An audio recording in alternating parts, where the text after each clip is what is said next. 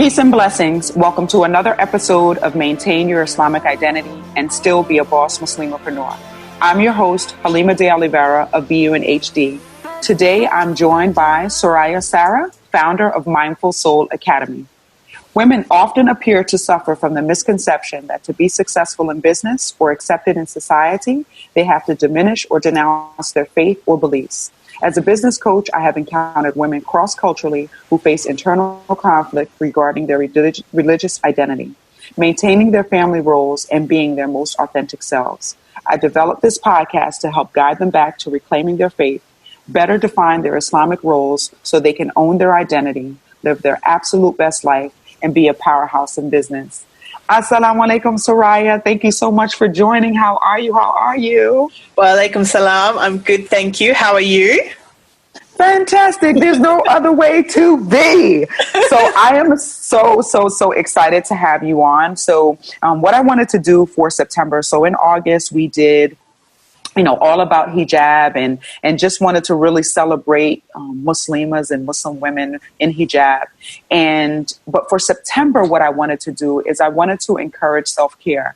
And I know, everyone who is listening is probably like, well, what does self-care have to do with business? I want to get to the money in my business.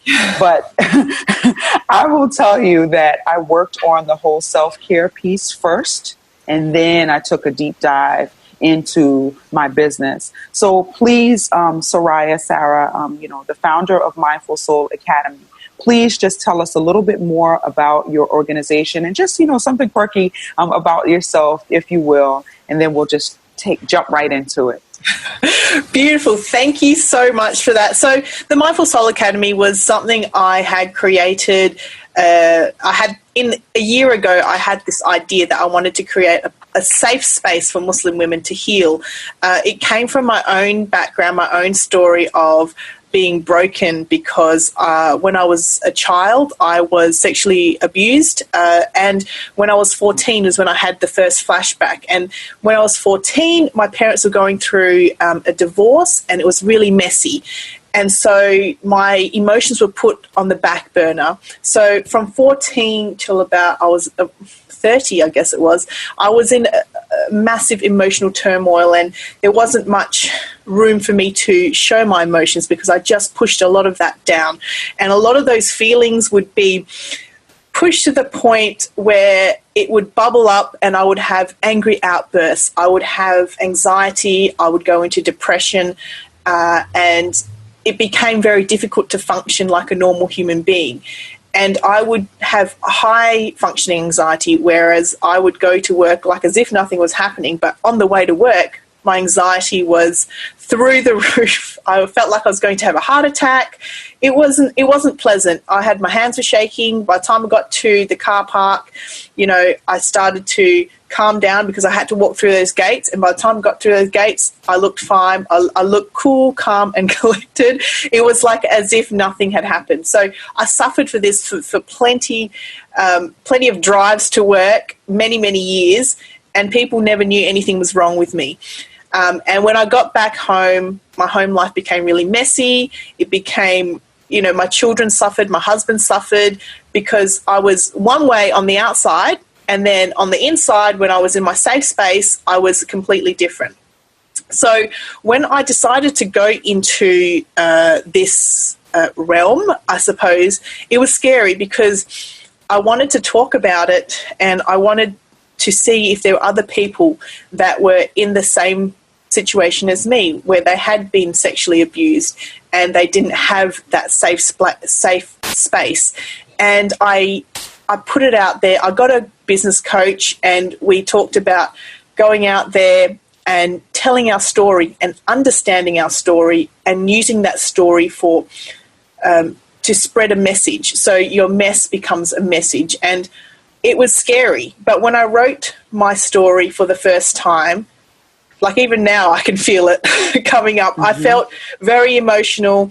I felt that, I needed to get it out. And I cried through writing that because it was the first time I actually wrote it out and understood my story and understood my purpose, because the moment I went out there with my story was the moment my inbox was flooded with people telling me their story of their sexual abuse and the shame and guilt and embarrassment and the years of denial, the years of depression, anxiety, suicidal thoughts. You know, all these things would come up, and it became clear to me that Muslims have this issue about not talking about taboo topics. They like to put things under the carpet, sweep it under the carpet. So the whole situation with the Mindful Soul Academy was that. So let me just grab a drink. No worries.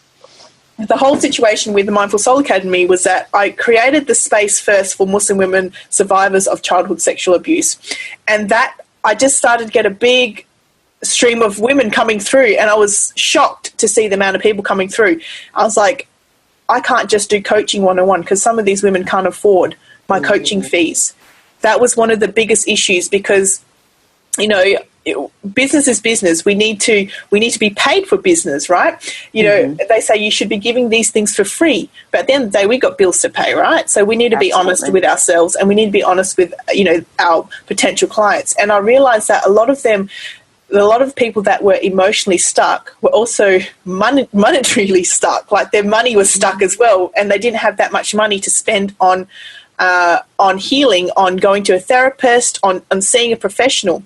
So the idea was to create a safe space that wasn't going to cost a lot of money to access, so that you can start to get information, courses, and coached by different experts around the world, like different Muslim coaches and even non-Muslim coaches around the world that would be teaching you how to deal with your emotions, how to start to love yourself, how to understand how your body and your mind reacts to your trauma, because that's exactly what it is, trauma. And so the whole idea was that I would have that space available in September, which is wonderful because that's when I've launched it in September, and I'm starting to get a small flow of women coming through without doing any paid advertising yet, because now it's up and running. I'm seeing the people coming through with their stories, and it's empowering women. And I believe that it's important to empower women, because when we empower women to take back their power, they will also teach the next generation. And for me, that's the most important, is that they will break a cycle so that the next generation aren't going to be emotionally dependent on other people, or, you know, the kids will be leading us. You know, we need to make sure that their emotions are up there, and we have to break that cycle. You know, when we see women that have been abused, they go into similar abusive relationships, and I see this cycle, and we need to break that cycle. My job is to empower women so that they can break that cycle, so that our kids will not be in the same cycle as us. So, yeah, in a nutshell, that's what the Mindful Soul Academy is about. And there is, it's a baby that I've created because I had this urge to serve women, and it took 1 year to build myself to that point, and it has been an amazing journey to see the growth of some of my clients that have come through. So listen, mashallah, subhanallah, and alhamdulillah. Okay. Listen, mabruk, congratulations. And, you know, you touched on so much, and I'm just going to go down the line, if I may. And the biggest point that I took away from this, and that I myself as a coach, so first of all, we share a lot of the same things, all of your story, FYI. Okay. Mm-hmm. And a lot of my clients, same. So, you know, there may be some reciprocation that happens here, some, you know, a revolving door that happens here, just because of some of those issues come up in my coaching sessions with my clients, that it's not something that I do. So, you know, inshallah, yes, we'll pass them on your way, inshallah. And whoever's, you know, listening in, you know, go ahead and take a look at her site for sure. And I'm just going to plug that for you here. It's the mindfulsoulacademy.com. Definitely go ahead and take a look. And I've already looked at the site, and as soon as you hit it, there's information for you. As soon as you log into the site, there's information, you know, right on the landing page. Alhamdulillah. So you talked about emotionally stuck are also financially stuck. And it's the reason why I wanted to do this particular subject for September. We're going to spend the entire month of September talking about self-care and mindfulness. And I wanted to do that because of that exact thing that you said. Emotionally stuck are also financially stuck. It is so true.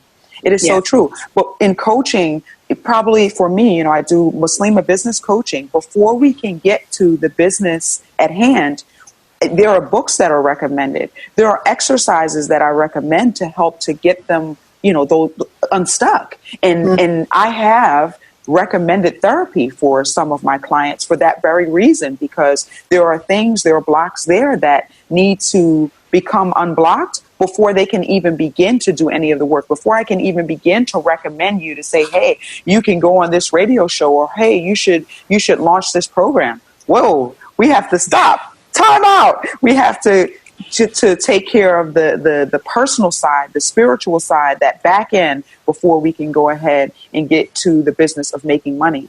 Because making money is only going to allow you to mask and stuff down more and more and more and more. I've done it. I've run a multi-million-dollar company. I've been a six-figure earner. Like, I've done it. And I love that you talked about high-functioning anxiety. Like, you had high-functioning anxiety. I want to say, I don't know what the statistics are on that, and maybe you have them, but I want to say that that's in the high 80s, 90% of Muslim women that are in business. We have high-functioning anxiety. And I love what you said I love the car park. Like, I'm going to use that word. We don't have that here. It's like the parking garage, but I love the car park. I'm going to so use that.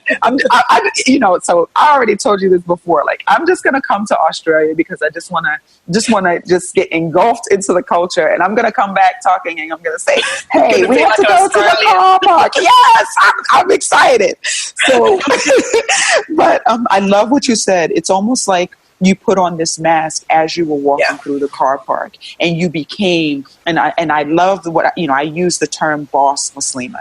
You became that boss Muslima as you walked across that car park. If you had to go through a revolving door, you put that chest out, and you were ready. You were ready for whatever the world was going to go at you. It was literally a revolving door that I had to go through when I went to work. And that's what it was. Like, the moment we stepped into those gates, it was like, boom, okay, we need to, we're in work mode, all this anxiety has to be put in the back burner. But the problem was that with people who are survivors of abuse, they have this people-pleasing mentality. And I would like to say I am a recovering people-pleaser. And me too. It's hard because that caused even more anxiety, because you would be saying yes to projects that you could not fit on your schedule. Like, you would say, yes, I'll do that, because you wanted the other person to like you, to be happy with what you did. But then you look at your calendar, you're like, I can't do that. Like, I cannot fit that into there's no way I can finish this project. And that caused so much anxiety. So I'd go home, like, bring the work home, freaking out, like, I need to finish this. And disappointing someone would be the worst thing that would come up. And I think that's where we learn from failure, and understanding that failure is so important. But I didn't see it that way back then. It was a horrendous journey when I would disappoint someone. But now I've learned that, when it comes to self-love and being a recovering people pleaser, is that you can say no. And even if you said yes to someone, you can renegotiate those terms. And it's so important to know that you can do that in business, in life, in relationships. You're allowed to renegotiate those terms that you made with that person. I love that you said renegotiate. So for me, I like using, like vivid terms. Put the brakes. Like, just hit the brakes. Wait a minute, this is too much for me. This is overwhelming. This is not something that I will get accomplished in the time frame that you need me to get it accomplished in. So let's hold on. Let's take a look at it, and let's revisit it. But I love the word renegotiate, because, for us as women, saying no is like, oh no, I can't say no. It's almost like it's not in our vocabulary. And I like that you said renegotiate. So it kind of helps who we are, our characteristic. It kind of helps that a little bit, where we're not saying no, but we're saying not right now. Yes, Or, exactly. yes. So it helps us, as women, but it also helps us to fulfill our promises, where we're not reneging on things that we said that we would essentially do. So just a question that I have is how important is it for you to take those things off your plate, and just the power of no? How essential would you say that is to business and just as a woman? And yeah. So the power of saying no really gives you the ability to control your life, because when we say yes, the control goes to someone else. Yes, you can help people, that's fine, but be mindful of your time, be mindful and respectful of your time and other people's time as well. By saying no, especially when you have other projects in the pipeline, you need to know what's more important to do. You need to be able to understand your time and understand what your goals are, what your why is, and where you're going. Because there'll be, when you're in business, there'll be times where people are going to want to have your time, but you have to be real about balancing that time. Is this more important than this? Because you can't say yes to everything. You just cannot. It's just not possible. And it will up your anxiety, and you need to be able to empty that cup. You cannot just keep having it right at the top, right at the brim, and overflowing all the time, because that's when you're going to have like an anxiety attack. You're going to have a breakdown. You're going to be burnt out. And that is no use to anybody. It's no use to you, no use to anybody around you, no use to your business if you don't care for yourself. So the importance of saying no is because you need to be worth it. You need to know that you're worth it. And for me, it has been a journey as a recovering people pleaser to be able to say no and not feel guilty about it and not feel terrible about it. It's hard at first. I'm not going to lie. If you've never said no before, it will be hard. But the hardest part is actually going no, like to say no. But after that, when you're on the other side, it wasn't that bad. It wasn't that hard. And you just need to practice it, and just practice and being mindful of your decisions that you're making. Mm-hmm. I really appreciate that there, what you just said. And I love that you referenced the cup. So you referenced the cup in that having too much in your cup and having to continuously work on the next project, the next project, the next project. There's no downtime. And, I'm going to take it on the other side as well is you can't pour from an empty cup. So what you're doing with the Mindful Soul Academy and what self-care is and mindfulness is it's replenishing yourself. It's pouring into yourself. What podcasts are you listening to? What YouTube videos are you listening to? Are you taking time just for yourself? You're not doing something for someone else. You're doing something for yourself. And that essentially is filling you up. And what, I say to clients, and I just say to people in general, is you have to pour from the overflow. So absolutely fill your cup up, but you can't start giving out until it's overflowing. What you've poured into yourself is overflowing. And everything that's in that catch-all, you pour from there. Don't pour from your cup. That's for you. What's in your cup is for you. It's for you to continue to build, upon yourself. And I will tell you, for me, I love that you said that this took a year as well. I keep going back to that it took a year. Yeah. We're in this microwave generation. We're in this generation, this instant, like everything is instant. We've got instant coffee. We've got instant oatmeal. Everything is instant. We've even have procedures now where you can go and get that instant. I don't want to go work out at the gym. I want to lose 15 pounds, and we go and suck it up, and there I am. So with this microwave generation, I love that you said that this program took you a year. And for women in business, and as a coach, and just like you are a coach, this takes time. I work in 90-day intervals with my clients, but I say this is a year-long program. And you will continue the program afterwards, but this is a year-long program, and we're going to take it in 90-day intervals so you can see, hey, this is what I've done, and I achieved this. I've checked this off, that kind of thing. So how was that for you in this microwave generation? How was it for you that this took you a year and you didn't launch it, you weren't like, oh my God, I have to launch it now. I'm ready now. I felt like doing that many a times. Because in my head, I was thinking I need to launch now, because everyone's like, just don't overthink it and just launch.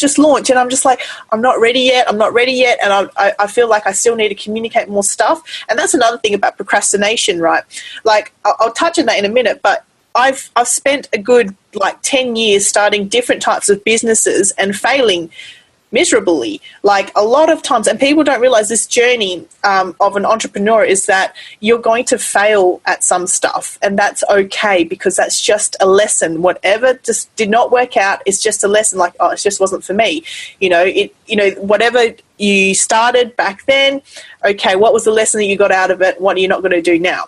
So previous to this, I was doing online business, and I was doing, most of my work was in the US actually, doing drop shipping. And when I had the calling in me saying that I need to do this, I stopped everything. Like, I said, if I'm going to do this, I'm going to focus on it 100%, and I'm going to I have to realize that it doesn't happen overnight. So I put everything on hold, because this was like a soul calling that I was going to do.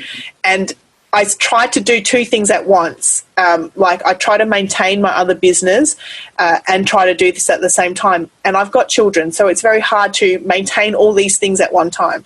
So I said, okay, I have to make a decision. If I'm going to do this, I need to focus. So I spent that 1 year just getting my name out there and building my confidence up, because who was I? I was nobody. 1 year ago, nobody knew who I was. Nobody knew, you wouldn't know who I was back then. I do a lot of live videos on Facebook, and I teach a lot on webinars, a lot of free classes I teach on how to deal with toxic people, how to forgive people, without losing yourself. So there's a lot of topics that I teach. But a year ago, I was so scared to do a live video that I would sit on my bed with a video camera, with my tablet, and I would read the book by Susan Jeffers called Feel the Fear and Do It Anyway. Of all the books, that's what I read to my live audience. I read Feel the Fear and Do It Anyway, and I was shaking reading it.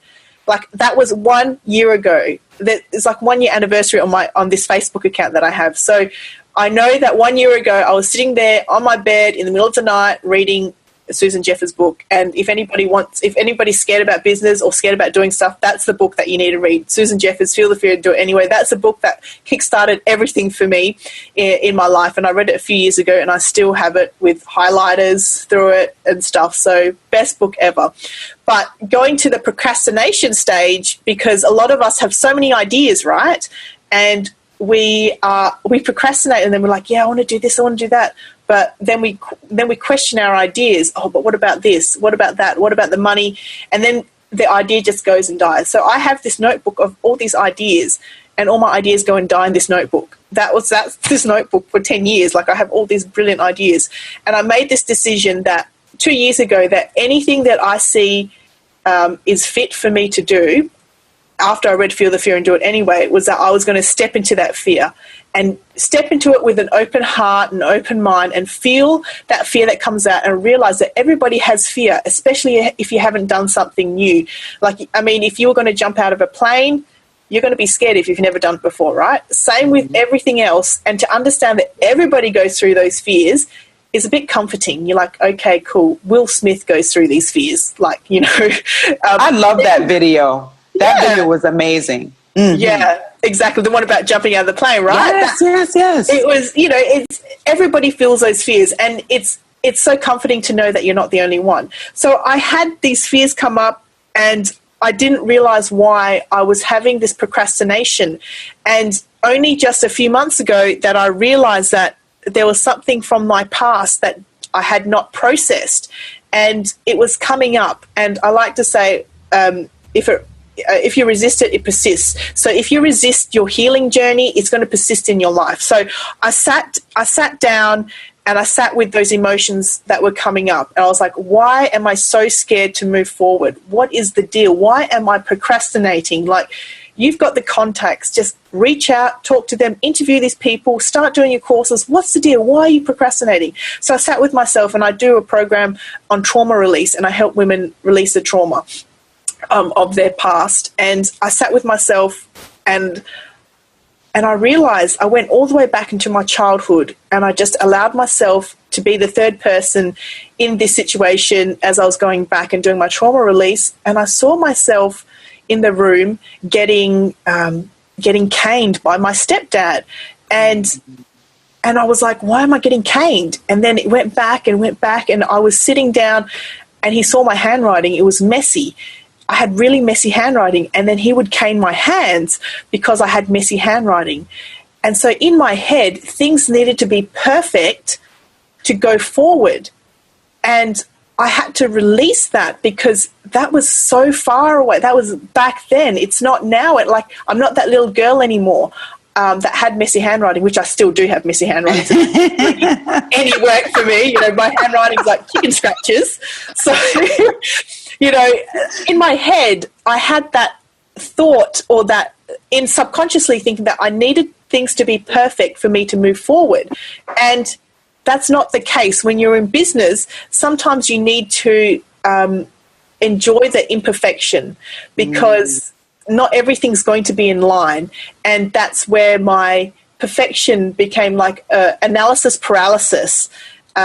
And that was a few months ago when I did that release. I have never been so productive in my life. I've built a website. I've interviewed so many people. It has been the most amazing, last 4 or 5 months, because I was like, now I know why I'm procrastinating. Now I can be present with those emotions and tell myself that was me back then, not anymore. I'm in a safe place. I can move forward. I'm not going to be hit. Nobody's going to hit me for being imperfect, and I know that I can learn from my mistakes. Yes. So, yeah. You are going to help so many people with what you just said. And I will tell you that I'm going to co-sign what you're saying, because I have a notebook that I was given. So I went to therapy 3 years ago, and I'm not ashamed to say it. And I will totally recommend anyone to go to therapy. I think for the Mindful Soul Academy, it's a great place, because now you're surrounded by other people that have been through the same thing. And you guys are just unapologetic about, hey, I went through this thing. I just need someone to hear me for a few moments where I can come and just read a couple of comments and, just see that. So I think it's amazing. But I had a notebook that I was told to write in. And basically I was told to write in it as Little Halima, because the same thing as for you, Little Halima was the one. She was mad. That little Halima, she was mad at the world, and she needed the world to know it. And you talk about, so again, I have the same perfectionist syndrome. And I will tell you, probably the last 3 years, it has started to subside and diminish. I no longer feel that everything has to be perfect. I just need to act. Just go ahead and just release that thing and just do it or whatever. But in this notebook, I wrote as Little Halima. I have perfect handwriting. Perfect. Wow. But in this notebook, I didn't even recognize it. When I had to read it back, I struggled with reading it. I wrote it as Little Halima. Little Halima didn't know how to write. Yeah, so you talk about trauma release. It was amazing. It was amazing. It was 20 pages back to front, just of what Halima was mad at, and just what she needed the world to know. And ever since then, it's been full speed ahead. So amazing. I totally agree. It's totally amazing. So I can totally relate, totally recommend what you're saying. Self-care September. Yes. Yay. hands up in the air, pumping it up. Exactly. You guys can't see us, but we are doing the fist pump. Okay. Yes. So I always want to kind of bring it back to, Allah subhanahu wa ta'ala and the Quran and the Sunnah. And, some people will say, well, why self-care and all of this? And where does it say that in the Quran? And there's actually an ayat in the Quran that kind of talks about self-care. And it can be found in Surah Yunus. And it is verse 67 or ayat 67. And it says, He is the one who made for you the night so that you may rest in it, and the day with light. Most surely these are signs for people who hear. And so with that, that's talking about getting sleep. And sleep is the biggest form of self-care. I will tell you, when I have a rigorous schedule, and there are a whole bunch of clients back to back to back to back, I schedule a 30-minute power nap in the middle of Wow. that, in the middle of the Not day. bad. Absolutely. Absolutely. Because you have to replenish that. You're giving and giving and giving. Oh, wait a minute. I need my feet up. Let's get this nap in. And I will tell you, somebody's like 30 minutes. It works. Your power naps are great. They're amazing. Absolutely amazing. I come back and they're like, why do you have so much energy? Power nap. So, yeah, alhamdulillah. So, just a couple of more things that you talked about. So I love what we resist persists. And I love that you just talked about how long it took you. And just even, now on this 1 year journey, just how long it took you. It took me 20 years to get to this space. For me personally, it took me 20 years to get to this space where I'm just open and available. Yeah. And I could only be open and available when I went to that therapy and I, said, okay, I've had enough. Yeah. I don't want to keep it to myself anymore. It's not serving me. It's not serving me. Please, somebody take it. No. Yeah, it's good because therapy, I went to therapy as well because that's what kick-started my own healing journey. And in Australia, it's wonderful because we get it for free. We have a mental health plan and we get assessed by our doctor, and our doctor refers us, and we get like 6 sessions from there. I was diagnosed with adjustment disorder, meaning I just couldn't adjust to stuff. I had no idea. I had no idea I had that. And when I went to therapy, I talked about everything except for my abuse. I was such a genius. That was the thing that I needed to fix at that time, because that was I needed someone to hold space for me, to listen to me non-judgmentally, and just listen and go through the motions of it. So I honestly spoke about everything, about my family issues, about my siblings, about my kids, for the whole 5 sessions. And the last 6th session, I was like, Suraya, do what you have to do because this is your last session.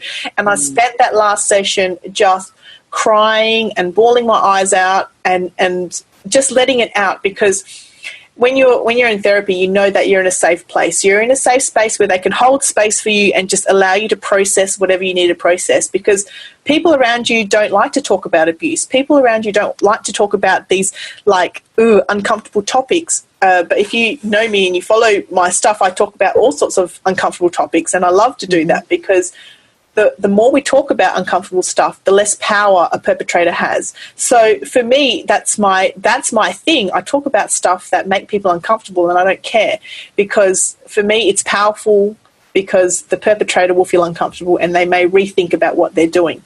So for me, that's why it was so powerful to get that therapy, and there's no shame in getting therapy. For me, it just kick-started it.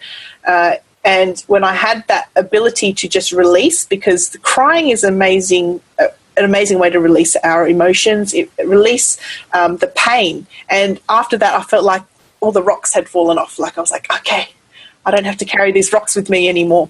And I walked out, I was like, wow, I feel amazing. But I knew I needed to dig a lot deeper, and that's why I started more meditation and mindfulness and living in the moment, because the therapy was just to get my head around it. So the next part was just to dig deeper and going with the deeper part of it. So I'm totally with you about therapy, and there's no shame in it. People like to say, oh, there's something wrong with you. But if you go to the doctor and you have a broken arm, it's the same with your internal being. You just can't see it. You still need to go and see a doctor to get help in that sense. You have to look at it that way. Your mental health is so important. Yes. And what I'll say about that is you'll be surprised how much more you'll get accomplished and how much more fulfilling things will be.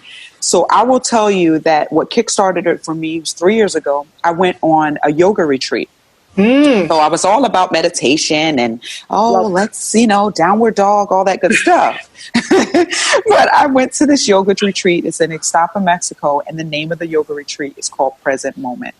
Oh, that's beautiful. I got the shirt from there. It says Present Moment, and then these yoga pants, and it just says Present Moment and so when I put them on, so I still have that outfit, and every now and then I'll put it on. I just remember that time. And I remember how I let go of everything that was holding me back. there. Wow. And it was because I was in the moment. There was no phone. There was no Wi-Fi in this place. It was genius. The place was genius. There was no Wi-Fi. Did you have to hand in all your electronics? You didn't have to hand in your electronics, but you just didn't have the ability to use them. So it was like, after the first hour of trying to connect, I am going to find this Wi-Fi. That was the goal. It was oh, whatever. I am going to find this Wi-Fi. Just going around, there was no Wi-Fi. There was nothing but mountains, ocean, horses, and that's you. I love that. It was amazing. So, and then they would turn the Wi-Fi on so you could connect with your family at 8 o'clock at night. But by then, you had forgotten about the phone. You're like, oh, wait, I do have children. Let me go check in with them. So it was powerful. I will tell you, I came back from that. I was totally changed. I stopped watching TV as a result of that retreat. I don't watch TV. It's an energy sucker. Absolutely. Oh, yeah. So TV is just, no. But living in the present moment is amazing. It's an amazing skill that I've learned, because especially when I used to have massive angry outbursts, and I'm not saying mummies can't have angry outbursts, because sometimes kids drive us up the wall, but to be able to control that so it doesn't get to some explosive stage, and your anxiety doesn't get to the explosive stage, and your depression doesn't dip you all the way down where you feel like you can't get out. To actually live in the moment, okay, what's happening right in front of me? Let's not think about the future. Let's not think about the past. Let's see what's happening right in front of me. What are my kids doing? Let's play Lego together. Let's do something fun together, and let's be in the moment. We're so busy with technology, especially, when I work online most of the time. It's very hard for me to be present with the kids if I'm facing my computer or on my phone. And sometimes I'm just leave the phone in the room. My phone is always on silent. I'm useless with the phone sometimes. Sometimes you can't get me. I'll get missed calls, messages. They're where have you been? And, you have to be more present with the people in front of you, and understand that the world will still revolve if people can't get you immediately. You have to disconnect to connect. Yeah, exactly. Yeah, just unplug the Wi-Fi. Just unplug the Wi-Fi. Good for kids too, to unplug the Wi-Fi. Oh man. I noticed that my daughter had a meltdown one day. Yeah, she was like, the Wi-Fi is not working. I can't connect. And I said, oh no, we are going to disconnect that tablet, and we're taking a walk outside, because this is obviously not working. Yeah. Just, kind of a recap here is, as an entrepreneur, your spiritual, personal, and business life activities are all intertwined. And that's really what I got with what you're saying. What is, a final thought that you would leave us with? And, and then I'm going to give them a quote. I like to give a quote of the week as well, just for them to take away. Sure. So I think, to be honest, you need to be honest with yourself, and you need to be able to be vulnerable with yourself to step into that pain. And whatever pain that you have, just be open and aware and step into that, because like I said, whatever you resist will persist, and it will come up in anxiety, in depression, in whatever form it comes up, in anger.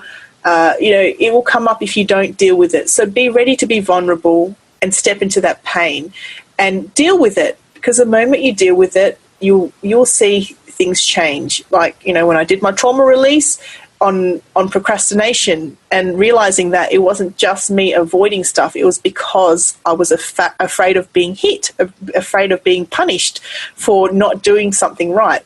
And I had to step into the pain and be vulnerable and understand that, and be non-judgmental towards myself and others. And I mean, I'm sure my stepdad had no idea that what he was doing is probably not a good thing, because he was only doing what he knew best. He was doing what he was taught when he was a kid. He may have been in the same situation, so he was just repeating it. So being non-judgmental with ourselves and with others, so that we can move forward and kick some butt. Yes, I love it. Yes. So just this last question. So I like to ask a BUNHD question. So being yourself in high definition. from a self-care perspective, what does it mean to be you in HD? So being me in HD and in self-care, I think, it's so important to understand ourselves and understand that we need to give ourselves time to recover, time to breathe.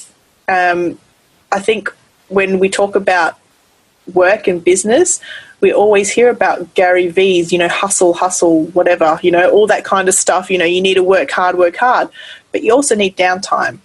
So to balance that up and to really go with the flow, and embrace failure, really embrace failure, because it's a lesson. Like, I try not to say it's failure. I'll just say, okay, what's the lesson in it? And I try and teach my kids that, to get the lesson in that. So for me, my motto, and I'll leave this with you guys, what my motto is, because a lot of the procrastination was so noisy in my head with all these excuses that I ended up hashtagging this motto was to shut up and show up. That was my motto when I started this, is just to stop talking, just do it, and just go with it. Just shut up and show up. Do it, get the work done, and move. But still be present with yourself and find that balance. Okay, you got it. So when I post this episode, I'm going to post that. Shut up and show up. I love it. Mine is force the level up. Like, listen. Force the level up. Like, stop it. Okay? Cut to the chase. So the quote that I have, and, it's just amazing how all of this stuff was already written. I already knew what I wanted to talk about.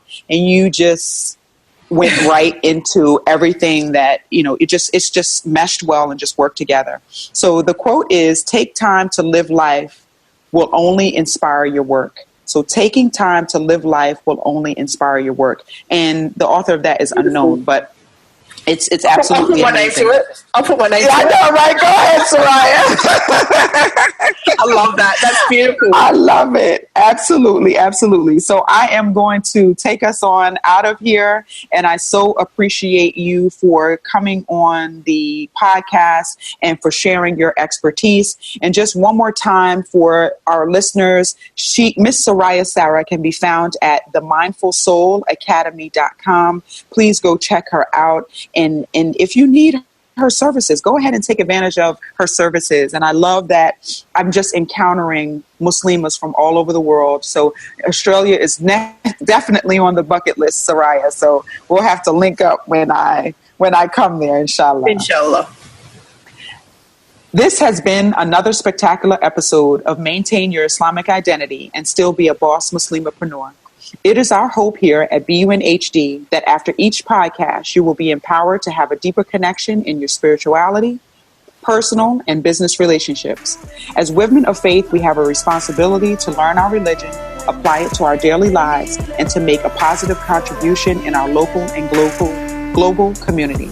My inspirational quote of the week is, taking time to live life will only inspire your work, and the author is unknown. Have an amazing week.